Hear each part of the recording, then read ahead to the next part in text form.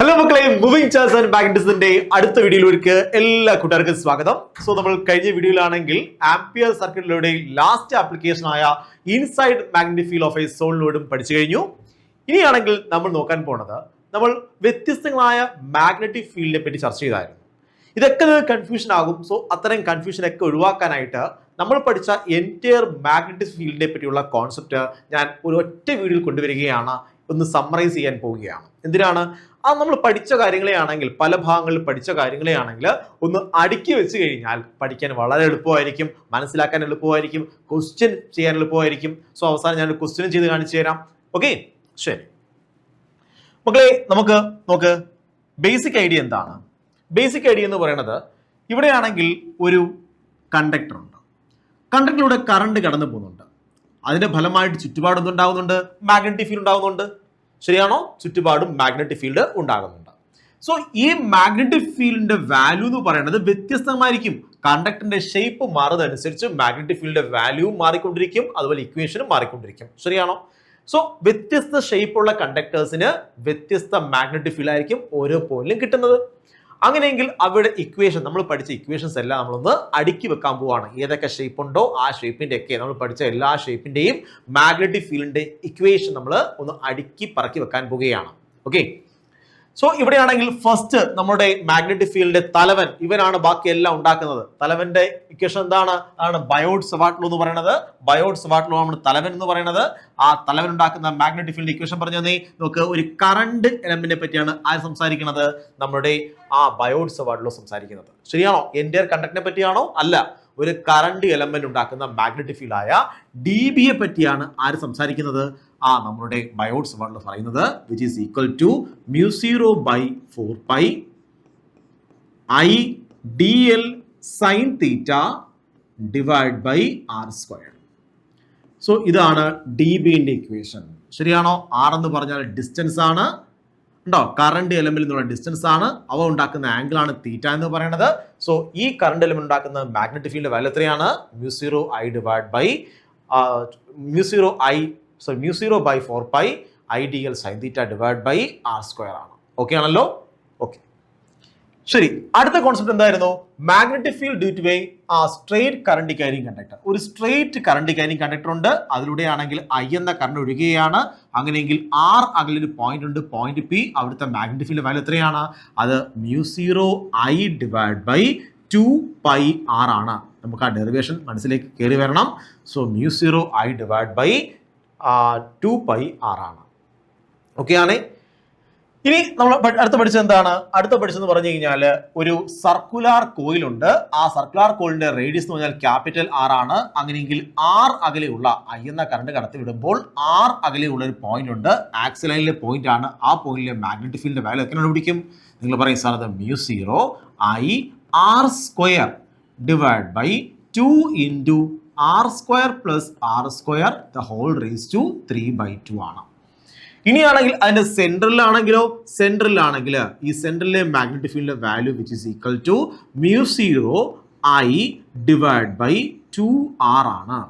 Okay, straight കണ്ടക്ടറുമായിട്ട് confuse ആയി പോരുത്. Straight കണ്ടക്ടറിന്റെ R അകലുള്ള മാഗ്നറ്റിക് ഫീൽഡ് വാല്യൂ എത്രയാണ്? അത് B which is equal to mu0 I divided by 2 pi r ആണ്. സോ ഇത് തമ്മിൽ കൺഫ്യൂഷൻ ആയി പോയത്. mu0 I divided by 2r ആണ് ഇവിടെ mu0 I divided by 2 pi r ആണ്. സോ ബേസിക്കലി നിങ്ങൾക്ക് ഈ രണ്ട് ഇക്വേഷനിൽ നിന്ന് എന്ത് ചെയ്യാൻ പറ്റും? ക്വസ്റ്റ്യൻസ് വരാൻ സാധ്യതയുണ്ട്. സോ ഈ രണ്ട് ഇക്വേഷൻ വളരെ ഇമ്പോർട്ടന്റ് ആണ്. ഈ ഇക്വേഷൻ ഇമ്പോർട്ടന്റ് ആണ്. ഈ ഇക്വേഷൻസ് നിന്നാണ് ക്വസ്റ്റ്യൻസ് വരുന്നത്. നമുക്കൊരു ക്വസ്റ്റ്യൻ ചെയ്ത് കാണിച്ചു തരാം. ഞാനൊരു ക്വസ്റ്റ്യൻ ഇവിടെ തന്നെ ചെയ്ത് കാണിച്ചു തരാം. നോക്കൂ മക്കളെ, ഇതൊരു ഒരു കോയിലാണ്. ഇത് മറ്റൊരു കോയിലാണ്. ഇതിന്റെ രണ്ടിന്റെയും റേഡിയസ് ഒരുപോലെയാണ്. രണ്ടിന്റെയും റേഡിയസ് ഒരേ റേഡിയസ് ആണ്, ക്യാപിറ്റൽ R ആണ്. രണ്ടുപേരുടെ റേഡിയസ് ക്യാപിറ്റൽ R ആണ്. ഇതിലൂടെ കറണ്ട് ഒഴുകുന്നത് ഇങ്ങനെയാണ്, I എന്ന കറണ്ട് ഇങ്ങനെ ഒഴുകുകയാണ്. ഇതിലൂടെ കറണ്ട് ഒഴുകുന്നത് ഇങ്ങനെയാണ്, I എന്ന കറണ്ട് ഒഴുകുകയാണ്.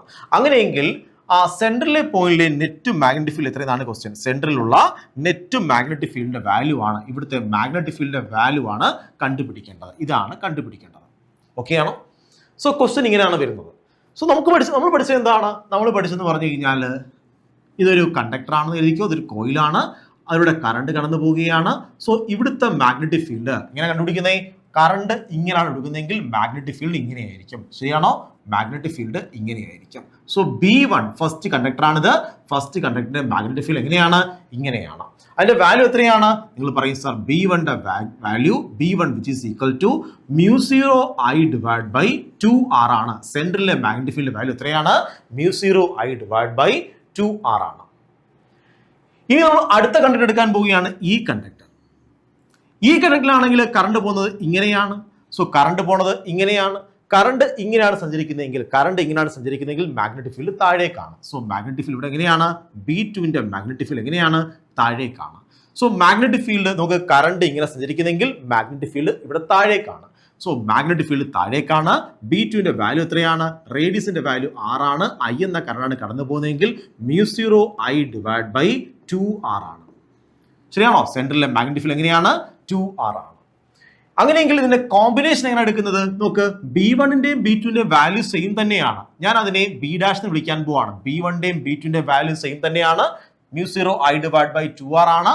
സോ ഞാൻ അതിനെ B' എന്ന് വിളിക്കാൻ പോവുകയാണ്. So B1 which is equal to B2 which is equal to B'. Magnitude മാത്രമാണ് ഞാൻ പറയുന്നത്, ഡയറക്ഷൻ അല്ല.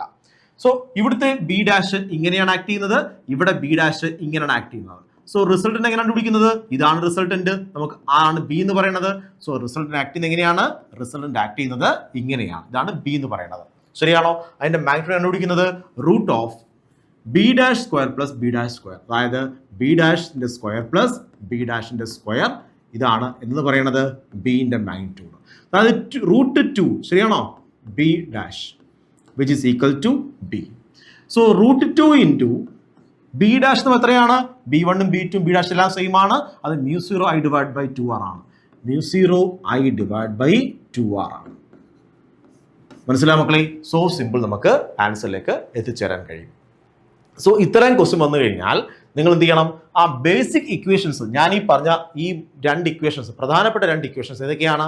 ഒന്ന് സ്ട്രെയിറ്റ് കണ്ടക്ടറിന്റെ മാഗ്നറ്റിക് ഫീൽഡ് ഇക്വേഷൻ, അത് μ0I divided by 2πR ആണ്. അതുപോലെയാണെങ്കിൽ ഒരു കറണ്ട് ക്യാരിയിങ് കോയിലിന്റെ നടുക്കത്തുള്ള സെന്ററിലുള്ള മാഗ്നറ്റിക് ഫീൽഡ് വാല്യൂ എത്രയാണത്? അത് μ0I divided by 2R ആണ്. സോ ഈ രണ്ട് ഇക്വേഷൻ വളരെ ഇമ്പോർട്ടൻ്റ് ആണ്. ഈ രണ്ട് ഇക്വേഷൻ വഴിയുള്ള ക്വസ്റ്റ്യൻസും ഇമ്പോർട്ടൻ്റ് ആണ്. സോ ഇത്തരം ക്വസ്റ്റ്യൻസ് വന്നു കഴിഞ്ഞാൽ വളരെ ശ്രദ്ധിച്ചാണെങ്കിൽ മാഗ്നറ്റിക് ഫീൽഡ് ഡയറക്ഷൻ നോക്കിയിട്ട് എന്ത് ചെയ്യണം? ആൻസർ ചെയ്യണം. ഓക്കെ ആണ്? ശരി, അങ്ങനെയെങ്കിൽ നമ്മൾ അടുത്ത സെക്ഷനിൽ പുതിയ കോൺസെപ്റ്റുമായിട്ട് വരുന്നതായിരിക്കും. അവിടെ നമ്മൾ ഫോഴ്സിനെ പറ്റിയാണ് ചർച്ച ചെയ്യുന്നത്. അതായത് നമ്മൾ ഇതുവരെയുള്ള സെക്ഷനിൽ നമ്മൾ ഇതിനെപ്പറ്റി മാത്രമാണ് ചർച്ച ചെയ്തത്, മാഗ്നറ്റിക് ഫീൽഡിനെ പറ്റി മാത്രമാണ് ചർച്ച ചെയ്തത്. ഡിഫറെൻറ്റ് ടൈപ്സ് ഓഫ് കണ്ടക്ടറിൽ, ഡിഫറെൻറ്റ് ഷേപ്പ് ഓഫ് കണ്ടക്ടറിലാണെങ്കിൽ എങ്ങനെയാണ് മാഗ്നറ്റിക് ഫീൽഡ് ഉണ്ടാവുന്നത്, അതിനാവശ്യമായ രണ്ട് നിയമങ്ങൾ പഠിച്ചു. ഒന്ന് പറഞ്ഞാൽ ബയോട്ട്-സവാർട്ട് ലോയും മറ്റൊന്ന് ആംപിയർ സർക്യൂട്ട് ലോയും. ഇത് വെച്ചിട്ട് നമ്മൾ എന്ത് ചെയ്തു? ആ ഒരു കണ്ടക്ടറിലൂടെ കറണ്ട് കടന്നു പോകുന്നെങ്കിൽ ഒരു പോയിന്റിലുള്ള മാഗ്നറ്റിക് ഫീൽഡ് വാല്യൂ കണ്ടെത്തി. ഇനി നമ്മൾ ഒരു magnetic field current carrying conductor കൊണ്ടുവയ്ക്കുകയാണ്, അതിലുള്ള ഫോഴ്സിനെ പറ്റിയാണ് ചർച്ച ചെയ്യുന്നത്. മനസ്സിലായോ? മാഗ്നറ്റിക് ഫീൽഡിൽ കറണ്ട് ക്യാരിയിങ് കണ്ടക്ടർ ഇരിക്കുമ്പോഴുള്ള ഫോഴ്സിനെ പറ്റി നമ്മൾ അടുത്ത വീഡിയോയിൽ ചർച്ച ചെയ്തു തുടങ്ങും. അപ്പോൾ ഈ വീഡിയോയിൽ പറഞ്ഞ കംപ്ലീറ്റ് കോൺസെപ്റ്റ് നിങ്ങൾക്ക് മനസ്സിലായെന്ന് പ്രതീക്ഷിക്കുന്നു. ഞാൻ ഈ വീഡിയോ ഇവിടെ കൊണ്ട് വൈൻഡപ്പ് ചെയ്യുകയാണ്. Have a nice study. By.